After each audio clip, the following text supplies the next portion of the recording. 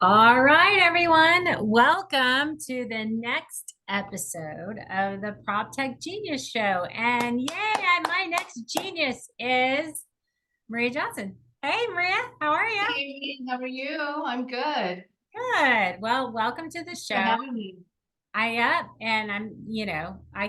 flatter you when you come on the show. You're a genius. I call you a genius. Isn't that great? Thank Exactly. For sure. Well, this is awesome. So we're going to talk. So Maria has been in the restaurant industry for, you said like, was it 20 years? Something like that? Crazy. you. 25. I don't want to age you, but No. yeah. It's been 25 plus years, yes. Yeah. I mean, 5 years ages you because it just being in the restaurant business does. But yeah, no, it's great. And so we're going to talk with Maria about that and about her experience. And I'm excited because this is a new type of restaurant, type of real estate. And we haven't really talked about this yet. So this is going to be really kind of cool to kind of see and get in the, background of everything of making sure a restaurant goes. So this will be fun. So I'm going to let you kind of introduce yourself, kind of your background, your bio, and talk and where you're from and all those great things to the audience. And then we'll kind of get into it and we'll go from there. All right. Well, thank you, Amy, again for having me. So I have worked in the restaurant industry. It's been over 25 years of experience in with fast casual and casual dining restaurants. I was born in Venezuela and raised in the United States. So I'm a proud product of Portuguese and Venezuelan heritage. And we did come to the United States when I was 3 years old. My family immigrated to the US to pursue better opportunities for our family. Witnessing my parents work tirelessly at minimum wage fueled my determination to pursue education and a means to create a brighter future. And I appreciate their sacrifices. That inspired me to have a life filled with opportunities and success. So I started my journey in the restaurant industry as a secretary to the director of construction for a small restaurant company, and didn't have any interest at the time. I thought I wanted to be in HR, but I found it very rewarding to build a restaurant and see it completed. I had a great boss that taught me all the process on building the restaurant. I learned how to select sites, the leasing piece of it, ordering the materials, vetting the vendors, the GCs, just watching the build schedule and making sure the GC was on time and everything was working, then turning it over to operations. This small company didn't have a facilities group, and I thought it was interesting. We would build these restaurants and then hand them over to operations, but didn't support them on maintaining them. And I thought that was a lot of pressure on operations. They should be focused on good food and good service. So, I told them I was interested, what could I learn about it? They said, knock yourself out, Maria. If you want to help them with facilities, go ahead, do whatever you need to do. So I just learned everything from asking a lot of questions, reading a lot of materials, going to seminars, participating in organizations that were specific to restaurant facilities management, just continuing to learn and master my craft. And starting as a secretary to that director of construction, my career has allowed me to move up as a VP of development. And I really enjoy helping operations out and setting the company up for success, helping them grow their brand physically with the buildings and maintaining them as well, and looking at ways to make life easier for the operations team and looking at some efficiencies as well for them. Very, very cool. So when you were, well, back in the day, no one used construction. I was an old GC, so I get it. We didn't use construction software. We had Excel. Mhm. What are you talking about? Construction software. Yes, Yeah. exactly. Yes, we used Excel, absolutely. I mean, it wasn't till like the mid to late 2000, or sorry, about 2008, I think, is when I first started looking at a facilities computerized work order system. And Yeah, I think in the probably late 1990s, that's when software was starting to be created, right. customized to come Yeah. out for construction. Yes. Yeah, yeah, for sure. But nobody, I mean, nobody used it. I mean, it's crazy how it's so, this industry is so far behind the times in adopting technology. I mean, Yes.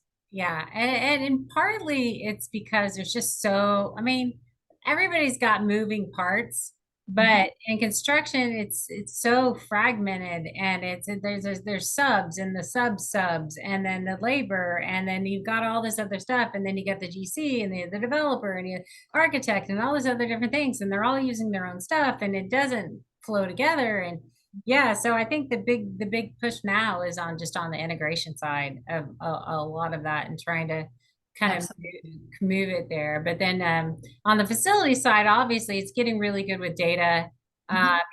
automations and workflow automations, and I don't. People I'm hearing are starting to do a little bit of AI with that, but it's nothing crazy. But talk about, and when you were in doing, because you did construction, but you also did facility. So talk about on the facility side, what were like the biggest pain points that you had in as far as restaurants went? Like, what were your big heavy hitters of problem children? What were your big problem? Well, I think, you know, keeping track of the requests that came in, what you need to work on, and then staying on top of it, because you Yeah. need to first of all troubleshoot with the Mhm. operators to see what's really truly going on and see if you can help them fix it Mhm. themselves. And if then they can't fix it, then we need to hire a vendor to come in, then determining, setting yourself up with a partnership with some good vendors. So Right. they're available and they come as soon as you call them, especially during after hours, because you know, everything that's urgent, that breaks is gonna be after 5 o'clock or on the weekend. That's always when that happens. Or Um, during rush hour, when you got like, and they're swamped and they got everything happening, and of course it breaks. Exactly, right, exactly. So developing those relationships and then track, just paying attention to following up with that vendor. What did you find when you were there? Do you need parts? Do you have them? Do you have to go Yeah, out, or can you do a temporary fix that they come back? And then if that doesn't get fixed that night or that day, then it's a follow-up. So staying on top of it so it keeps moving, the flow keeps going through and you're getting it taken care of, and especially if you're waiting for a part. So tracking your work yeah, is huge, and but you gotta develop those systems. right. Helping operators troubleshoot. I always guided them, put some kind of training material so they can try to troubleshoot before they called you, and then setting up great relationship with vendors. So you had somebody that you can call on, you negotiated the rates, and you know the workmanship they're going to give you, and you can trust them. Yeah, yeah, for sure. Were all your locations in Texas, or were they kind of all over the place? The one. When I worked at several different restaurant companies, and some were like, the first company was all west of the Mississippi. Then I had one that was national. Then I worked for one, another one that was national, but I took care of all the west region. And Mhm. then one company that was it was mostly predominantly Texas, a little bit of Oklahoma, Arkansas, New Mexico. Yeah. So a little bit of everything, regional and Yeah. national, or half of the country. So talking about vendors and vendor management, that is a huge deal, especially when you have that much of geography that you're trying to manage. Did you have Absolutely. systems to help you with vendor management and compliance and all those other things, or how did y'all do that? I'm just curious. Well, back in the day, like you said, it was an Excel spreadsheet. I That's what we know. used. You had Oh, it was just a list that I would write yeah. everything down and just follow it up. And then when I did work for one national restaurant company, they decided to implement a CMMS system, Mhm. a computerized maintenance management system. And that was like wow, I can get organized. The thing Yeah. could spew out information for me. But there's a lot of, it's a process to also implement it. So you had to get your vendors on board. They had to sign up. They had to train their people to use it, from the techs to the office for billing. Yep. And then also you had to train operations to know how to use it, because change is hard sometimes and scary for people, Yep. and it took a while for everybody to be on the same page, and they want to go back to the old way of doing things where they just call.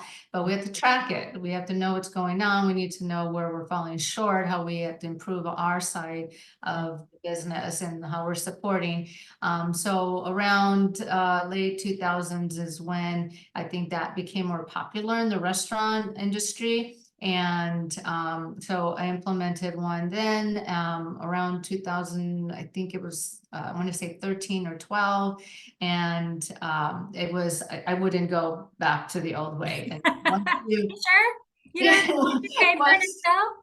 once you do it, you're like, where have you been all my life? This I is know, right? awesome. I Yes. know. But it's a lot of work to implement. And I've implemented a CMMS system 3 times in my career, and it's gotten better and easier each time. But I warn my team every time, you're gonna hate me after this, because you always have a deadline you want to do it to Uh-huh. start launching it, right? So you got to do that transition where we go live, and either you do everybody at the same time, or you do Yeah. certain locations, or you even do different services. Like maybe you just use it for the maintenance side, the maintenance, preventive maintenance services, or you just use it for the repair stuff. So you have to determine what's going to be the best. I always just love taking the Band-Aid off, and I did it all. I was Repair. like, this is why, let's just do it. I'll test it so then the team can help me, Mhm. tweak it. But Mhm. going live, it was just best, because you have a combination of regional and national vendors. Mhm. So if you did a regional group of locations, it's kind of hard to implement with the vendors. And I didn't want it to affect the vendors. It's important that they provide service. I don't want the implementation to slow them down Right. in getting it done. So yes, best thing since sliced bread.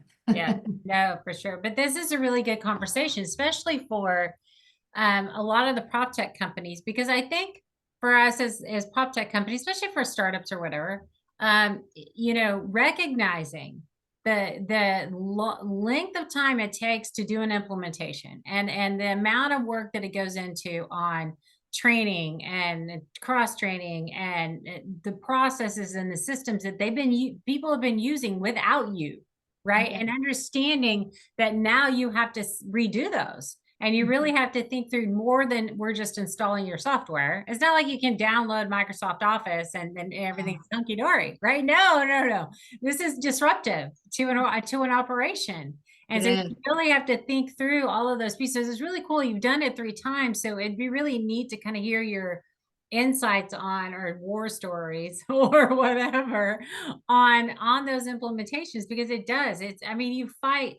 The biggest thing I fear is I have the greatest software since sliced bread, but nobody will use it because they don't know how to, and I can't convince them to use it. Exactly. Therefore, I fall flat on my face because nobody will be like, huh, what's that? And why are we doing that? And that doesn't make any sense. And and that, so it'd be really cool to hear that kind of stuff for sure. Sure. Yeah. Well, I think it starts with, you have to vet the right system. Mhm. And it depends how you're going to use it. There's a lot of bells and whistles with different types of systems. Do you have in-house technicians? Do you use only external? Will you ever have in-house technicians? Because there is software that you can use that's just for dedicated to your in-house techs, Mhm. versus you just use it with your vendors. Then as you grow, do you get a discount? You want to negotiate that price. And there's the implementation piece, which somebody has to do work on your side and the company that you purchase the software from. So there's an additional cost to that. And then you're going to have someone dedicated on your team. But what you also need to do after you determine which system is best, you need to get the buy-in from the stakeholders. operations is going to be the ones using it, but IT is going to get involved because you need to also get accounting involved, and the systems have to be integrated together so they can download all the bills that have been submitted through the system from the vendors. So there's some work there that needs to be done. You need to make sure the firewalls aren't going to stop work orders from going through.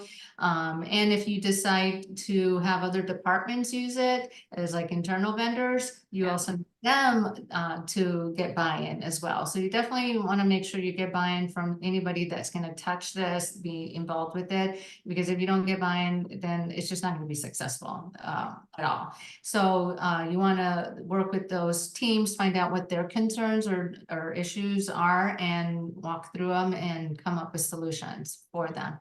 Then you have to set up the system so it's easy to use. You're not using it, it's the operator. So how are you going to break down the systems? Are you going to be general and put just plumbing, electrical, roofing? Okay, plumbing could be a gas issue, a gas line. You can smell gas on the cook line. It could be a plumbing issue. A plumbing issue could be a water heater. It could be a plugged sink or toilet. I mean, you got to break those down, because when they're on the system, they have to do plumbing, and then they have to say what it is. It's the toilet in the men's restroom, it's overflowing. So you got to lay it out so the person that's using it isn't trying to figure out, I don't know what I'm supposed to pick, and then they'll pick the wrong thing. And Right. why is it important? Because each trade is assigned to a specific vendor to call. Right. So if you don't pick the right thing, you may be calling an electrician instead of a plumber. I mean, that's a little extreme, but there's a different plumber that handles a water heater versus a clogged toilet. Right. Or a Or even, blender, yeah, or a gas or a line. water cooler, or yeah. Exactly. And the equipment repair company, you might have on regional and national that does all the kitchen equipment, or maybe ones that do certain ones. So you got to lay it out, and laying it out really should be reviewed with ops. Less is more, but you got to put the system together and vet it with them to make sure that it's not too much, because that also too much is you're gonna have so many layers you got to pick from, but Yeah. just enough that it gets you enough information to place the order. And if you're going to use this for analytics and metrics. So Right. when you run a report and you say, I want to know how much I spent on plumbing issues last month on water heaters, is it laid out well enough that you can do that? You can even be more sophisticated and say, there was one restaurant, I had 4 fryers, and I labeled the fryers from left to right, fry 1, 2, 3, 4. And that way, when they put in their work order, they would tell me whether it's 1, 2, 3, 4. That way I can keep track on how many times I had to do a repair in fryer number 1. So you had to think about those things. Right. That way it made sense with the person creating the work order, but it also would give you enough information to do something with it. Otherwise, it's just going to be too much information that you have to spend even more time digging through it. And then what's the purpose of having a CMMS system? So, your restaurants, did they all have the same configuration, or were they all different? They were pretty similar. It just, some restaurants that I worked at had different pieces of equipment, or they named them differently. But for the most part, I did lay them out the same, because I knew what I was looking for metrics and analytics. And that was important to me to be able to get that information.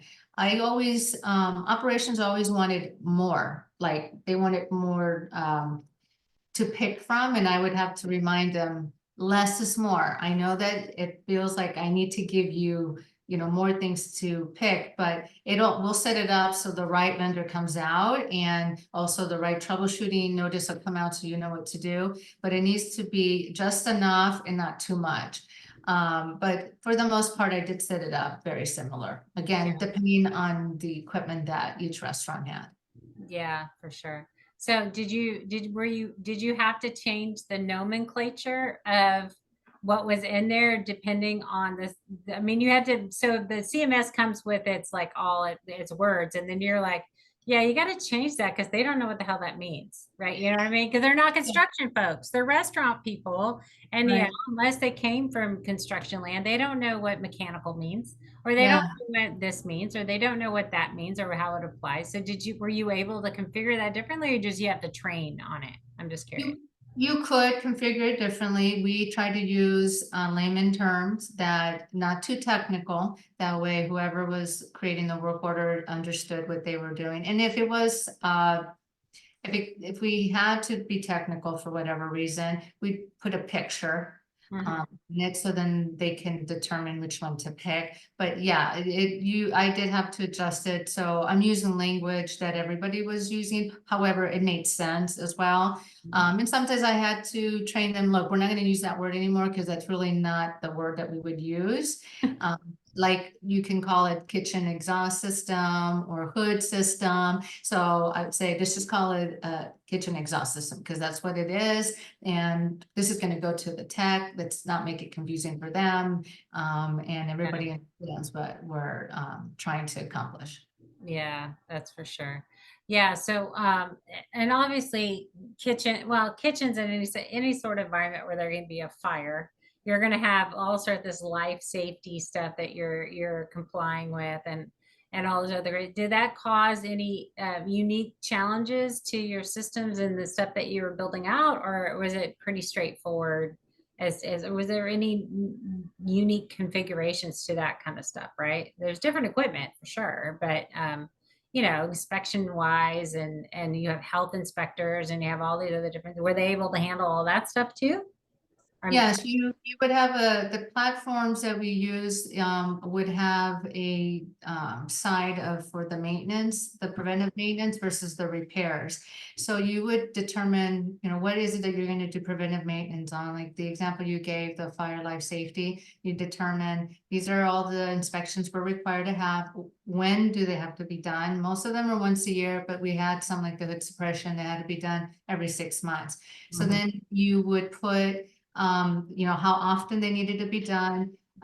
If you kept good track of the last time you did it, you would also set it up. Okay, it's not due till December of this year or March, and you had to do that for every location. And then you would assign the vendor that is responsible for that. They would take that data like off an Excel spreadsheet and dump it in their system, and the system would create the work orders when they're supposed to go. They would come out. Like if I had a location that needed fire extinguishers inspected in December, you would determine how soon do you want the vendor to get it. I wanted them to get it early enough that they would put it on their calendar, but they also knew when it was coming. So I would do it usually either 2 weeks before or sometimes a month before, depending on the service. And then Yeah. they would get it and they would, once they get it, they would have to schedule it and then make a note of when it's scheduled. So there was a part of it that was set up differently for preventive maintenance. Now for the repair side,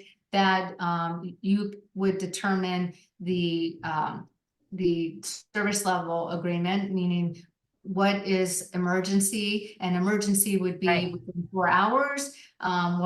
Would it be, you can call it different things in Hmm. most, and the CMMS platform, they would have names that you can use, like maybe it's called, emergency 24 hours or general, or you would use different words, and then you would attach the length of time that you want the vendor to show up to repair it. And so depending what it was, like it was a clogged toilet, that's an emergency. And then that would go directly to the vendor and they would know, okay, I got to be there within 4 hours. And if I can't, I've got to reject it and tell them I don't have anybody available, go to your next vendor. Yeah, yeah, for sure. No, that's really cool. That's awesome. So, talk about the whole when you were with the last group you were with.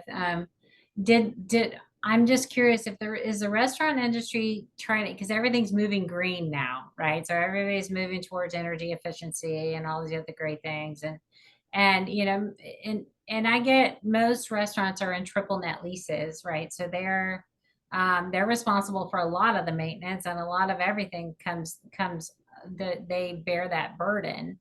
So I'm just curious, so have you seen more and more of that lately with their like embracing ESG and how they can improve their water usage and their, all of that kind of stuff. So what do you think? Where's that at? I'm just curious. Yes, I mean, that's been, I think restaurants have been looking at that for quite some time. And it just depends on each company, how much extra funds they have to implement any kind of system that would help them. And there is always, when you build a restaurant, we looked at ways to save, conserve water with the faucets. There was also like water heaters. You can use the ones that were instant, only on demand. And then you always buy equipment that is energy efficient. So it would, you wouldn't overconsume, but once you consumed it, it was built energy efficient. So it wouldn't use so much gas, electric, whatever it was. There's also devices you can put on your systems, like your HVAC systems, and control the settings. So at the locations, maybe they couldn't go higher than or lower than 68 degrees, or for heat, it wouldn't go higher than 74. You can set that up and lock those out, so then no one on site could mess with them. And you would be able to have a device where it would tell you before even the operators would know if there's a problem. Like I had that on my water heaters as well, a device, and you can, I'm currently now, you can integrate this in your CMMS platforms where it notify you, hey, your water heater just dropped to 100 degrees when it needs to be 140 or 160, and then you can go ahead and dispatch, or it would just automatically create the work order and dispatch. You can do the same thing with your refrigeration as well. If it's not below 40 degrees, 41 degrees, it would also send a work order out, or alert somebody, because maybe they can troubleshoot first before it goes out. Same thing with HVAC. So a lot of that's, I would say, I mean, that's over my career. I've always talked about that. I've implemented some of it. So it just depends, again, how much the company has to cut back. And then you just keep looking at the items that you can make a significant difference. And then, but there's a cost involved, obviously the initial cost, and you have to do an ROI on it. But equipment now is built energy efficient. There's a lot of bells and whistles on there, so it will help you save money. And a lot of manufacturers are doing a lot of things on their equipment that can be integrated with these kind of platforms. For sure. Talk about have you seen a lot of AI integrations? So say for using like Placer AI, where you see where people are going and the walkable place stuff and how many people are visiting you, and then what that does on the maintenance side, like, or like, it's a restaurant, when your high volume times are, it's the morning, it's the afternoon. I mean, it depends on how many meals you're serving or times you're serving, but you're going to know when your busy times are. But it's interesting. Has anybody made the ties between, days of the year or whatever it might be to when we can anticipate, maintenance problem, right? I don't know if that's real or not. I have no idea. I'm just curious if you've gone through there or gone Oh, through. yeah, definitely.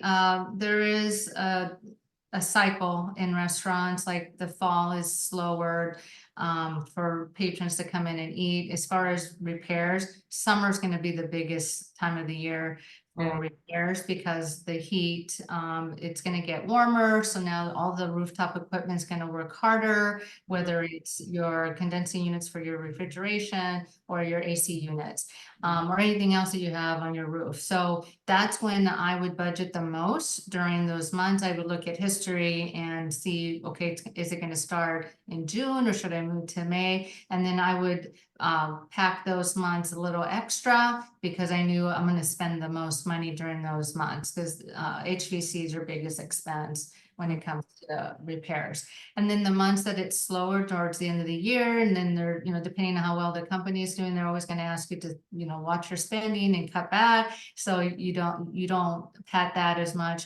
The beginning part of the year is when typically your calendar years, January to December, it's the new budgets, everybody wants to spend their money. So you kind of try to spend the money right before the summer. And then that way you keep the summer just focus on HVAC and refrigeration. And then the fall is you just relax, wait for the, get ready for the new year to come. Uh, So there is a cycle, and you work with the county to view that, what the sales volumes are. If you have a restaurant, if you work for a restaurant company that's a seasonal, or it's in a place that's seasonal, maybe by the beach or by amusement park, or some feature that makes it busier at different times than normal, then you also budget according to that as well. Most of the restaurant companies I worked for, it was basically, it's just the summer I spent the most. So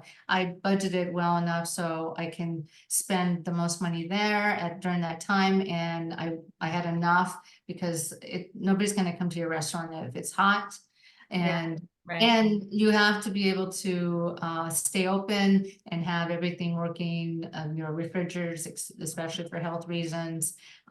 So you can view that for sure. As far as AI innovations, there's a lot of companies working on AIs more to help on the labor side, like you can find several restaurant companies that are using robots to make their bowls, even hamburgers, and I think I've even read on pizza. So I think for facilities people, that's just a different piece of equipment now that you have to maintain. Right. And does that use a special individual? Can the facilities manager fix it? Or maybe even the operator, can they troubleshoot it? Or do you have to have a special technician? So that brings a different item, system to put in your platform and make sure that it's set up for success, troubleshooting, and then it's going to be assigned to it. And is there more than one company? Because Mhm.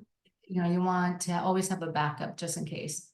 Yeah, for sure. I mean, as restaurants provide more things like, Wi-Fi and all these other things that everybody mandates, but that's just another piece of equipment you got to maintain, right? It's like, and then and like, another the whole slew of vendors I'm going to have to go find, and like all of these great things, right? It's really kind of interesting as restaurants kind of change what their service models look like, right? And yeah, because remember, like some of the restaurants now, you have those little, you can pay at your table, and you really don't need a waiter. Like you could probably at some point have a robot run your food.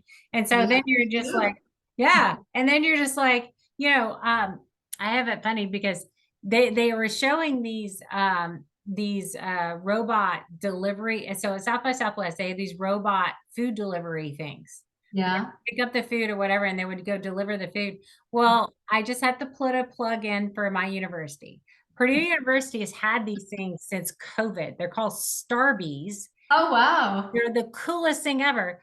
They'll go pick up food from wherever, and Uh-huh. they would go because it's COVID. They didn't want people doing it. So then it could go up elevators. It knew the floor it was going to.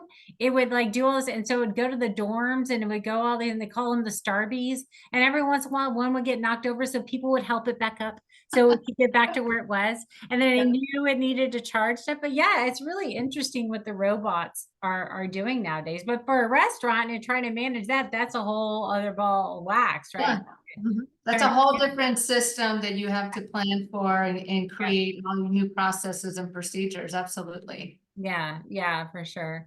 And the obviously the health department's no fun. And anybody else is, anybody in fire department's no fun.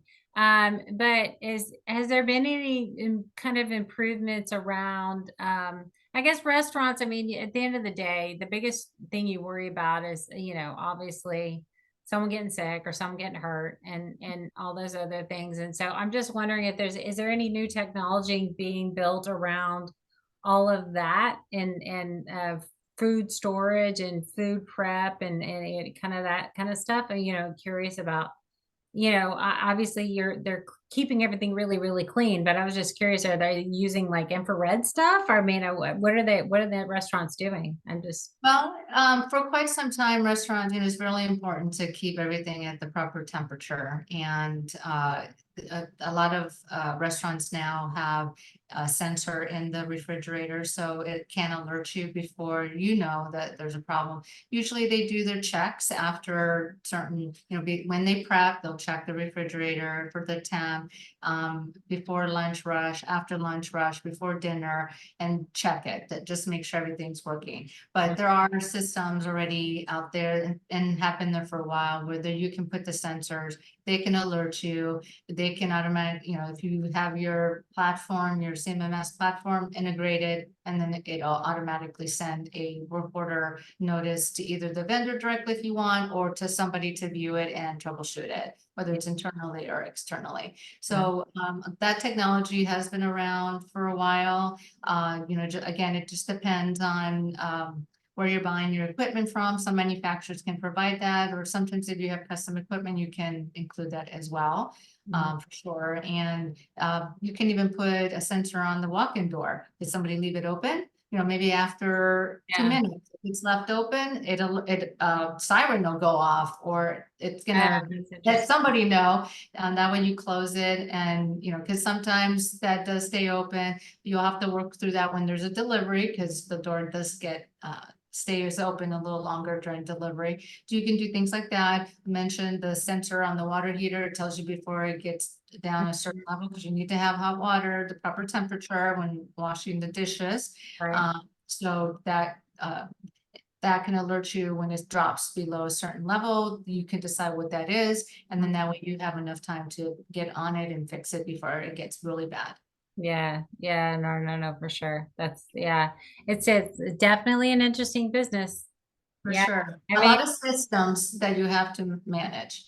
yeah, for sure. All different. You have health, life safety, like and just regular things you have to manage, right? I mean, it's kind of definitely interesting. Um, so what do you see as kind of next as far as tech being developed for restaurants? Have you seen anything new or cool lately that you thought, oh yeah, that's kind of neat? Like what have you seen? What I've seen is the robots, the automation, more to help with labor shortages, robots that can prepare food. But there's an investment there, and there's a lot of larger companies that have the funds to work with robotic companies to do that. I think as more companies do that, then that price point will go down. It'll make it more available to other restaurant companies that maybe not so big. So that's huge. And then there's always ways, restaurants are always looking at ways to conserve energy, materials that you use, how to not to work smarter, not harder, energy efficient equipment. Manufacturers are always improving that. And that's constantly happening, and you have to stay on top of it. I mean, Yeah. you can change that almost yearly with some new stuff that's coming out. And then, like you mentioned earlier, integration is huge. If you have any kind of software, I mean, your company uses multiple types of software, from HR, accounting, facilities, even your construction department can. I'm sure IT has their own. So it's a lot of the times it's best to integrate all of those. So maybe ops just goes to one place to view all of them, and not have to log into each individual Right. one and Yeah. have a different password and username. So again, it's just making it easier for the operators who are the ones bringing in the sales, and they can focus on good food and good service. So you want to make it easy to use all these great systems that give us great information and makes us be successful. And then you want them to be easy to use as well. Not too many bells and whistles, but just enough that it helps you improve your business.